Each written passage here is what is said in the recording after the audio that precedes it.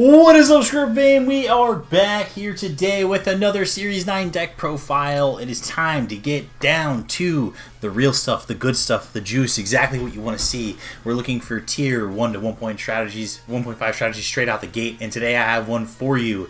This is a deck that started off on our Patreon a few weeks back, almost a month ago now, and then now has become something absolutely beautiful. A tuned 50 card deck for your liking for you to go to with your next tournament, starting with Series 9. Before we get started out, let me get a shout out to my sponsor, Alec Pastrana, Bearded Collectibles, the best shop on the planet. If you're still looking to get your sealed product for Series 9, make sure you go through Alec Pastrana and Bearded Collectibles. You got to get your hands on the absolute best set this game has seen so far, so please go ahead and do that. Before I get started in the video, also, let me just let you guys know that we're doing two versions of the deck today. We're going to be doing a version of the deck with apes and a version without apes, because I know a lot of people don't like to have to get draft box cards. So today I'm going to go over a version of the deck that doesn't play draft box cards as well. So let's go into it. Deck is titled Cold Justice. Reason why is because we're playing Hit in Cold Blood, and we're also playing Absolute Justice Jiren in the same deck, of course. The reason why you get to do this is because Jiren on his front side combined with Casserole gets to build your board quickly. Combine that with your Grade 8 Bardock Raider's Warcry, and you know that you're going to start having a board build up rapidly. Not only that, but Jiren, as a leader, when he attacks on his front side, take a life. You can either draw a card, get plus 5k, or play a 2 or less Universe 11 from your hand. And then on his Awakened side, you know, when he attacks, draw a card, get plus 5k.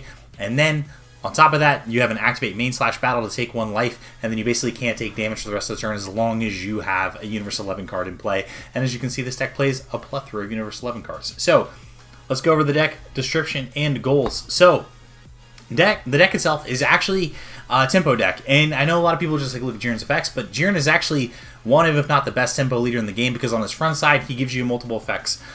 Being that you can take a life and either get the draw a card or plus 5k, or you establish a board presence for free.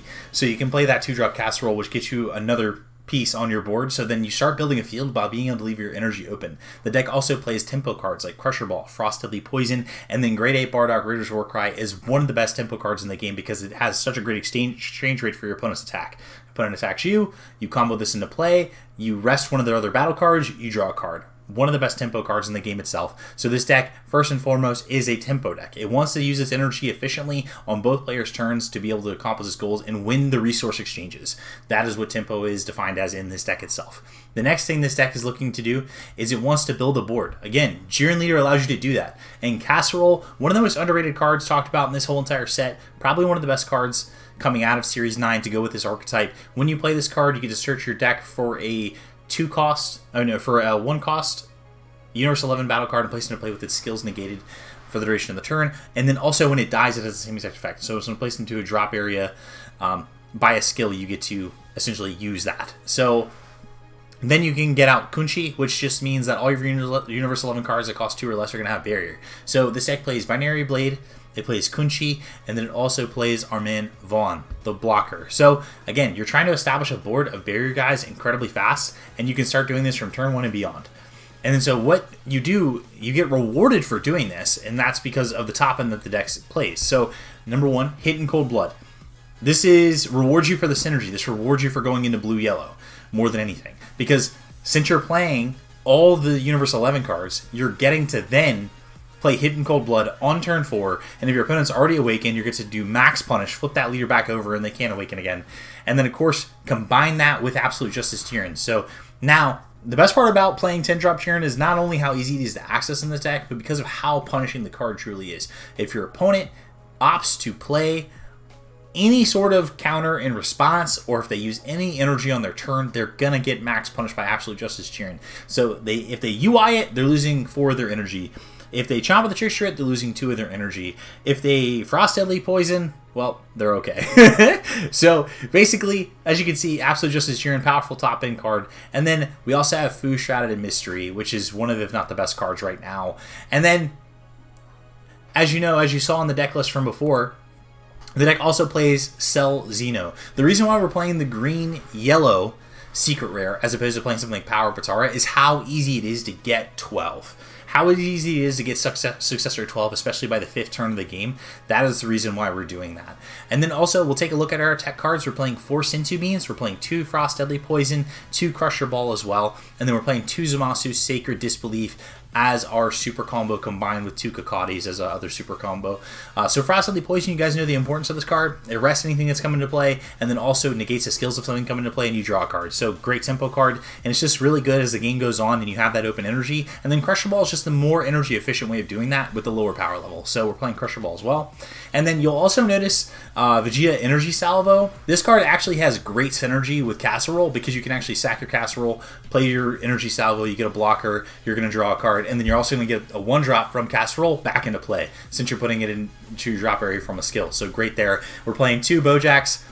Still one of the best arrival cards because not only does it have blocker, but it also has the ability to rest one of your opponent's battle cards. So again, really strong. We're playing 1 Swift Retaliation Cooler for that turn. For some reason, if we can get Successor 12, play Cell Xeno, and then have the open energy, you can get that 1-off kill there. And then we're playing 3 of the Tournament Pack Jiren Pride of Universe 11 because this fetches back your 1-drops from your drop area. So you can use this to build your board for whenever you have your 10-drop Jiren come out, or you can use it just to establish some blockers or get a Kunchi back, which is very powerful.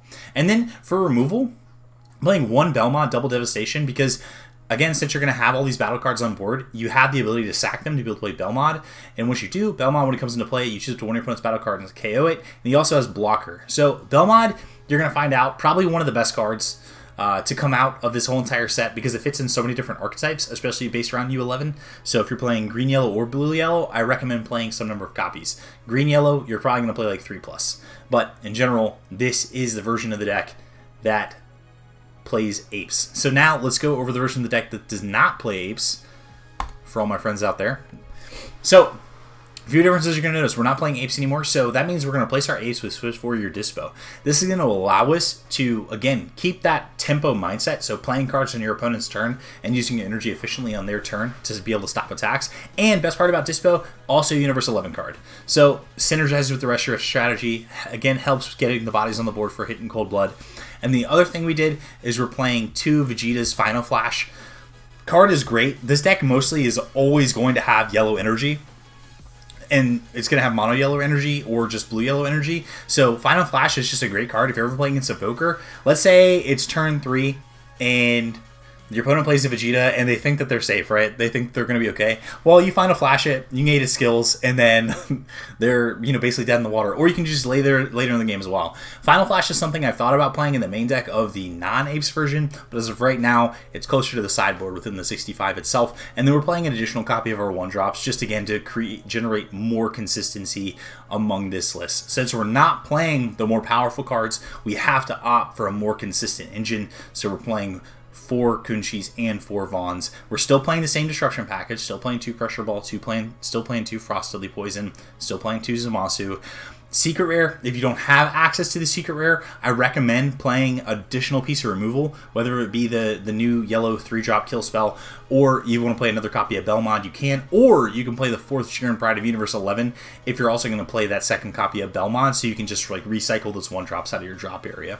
But in general, this deck overall has felt very powerful in testing. It's been one of the most powerful strategies that we've been testing out the gate from Series 11. Has a solid Invoker matchup. The Cooler matchup, you have the ability to win the game against Cooler because, number one, they can't ever play 5-drop Frieza if they play that in their deck, because if they do, they're going to get punished by Absolute Justice Jiren, because you'll just Frost Deadly Poison or Crusher Ball to Frieza, they don't get to swing, and then you get to punish them hard with Absolute Justice. Or if they leave all their energy open, you can come back with Fu Shrouded Mystery. So your sideboard will probably be geared around leveraging Fu Shrouded Mystery by playing stuff like Trunks Power Overseeing Time to get it out of the drop area, or playing additional copy of Fu Shrouded so you can make sure that that goes off. So that matchup there is one of the ones that we noticed in testing where you kind of have to fight against. And also, if you're playing against Cooler sideboard matchup, you can bring the 3rd Frost Deadly Poison to also fight against the 5-drop Cooler that they always arrival into play. But in general, the deck has game against pretty much everything because Jiren as a leader just extends games so much. Being able to just take that life to extend the game an additional turn and just threaten with these high-end threats, being able to not get punished if your opponent has a removal or a counter for something, being able to leverage the Great Ape Son Goku Saiyan Instincts in this deck is probably one of the best parts about playing Jiren's, because it's like you can tap out on your turn. You're not afraid, because it's like your opponent's not going to be able to get rid of your Universe 11 guys unless they're playing like sideboard tech in their main deck, which usually doesn't happen. And even then, like the odds of them having it is so low. So you're able to tap out, no risk to you. But here's the deck. I hope you guys enjoyed it. As you can see, we went over 2 versions, Cold Justice with apes, Cold Justice without apes. Like I said before, deck is tier 1.5, or if not tier 1 heading into Series 9. And I'm really excited about the future that this deck has within the format. I think it's here to stay. But anyways, thank you guys so much for tuning into the video. I hope you guys enjoyed this format, having both a budget version and a non-budget version. But again, thank you guys so much for subscribing. The Patreon is going absolutely nuts because everyone is loving all the content that's coming out right now. So if you were looking to step up your game, please check out our Patreon. I'll put the description down below. I'll also put the link to both deck lists down in the description below so you have access to it as well. Thank you so much for everything. Okay, thanks. Bye!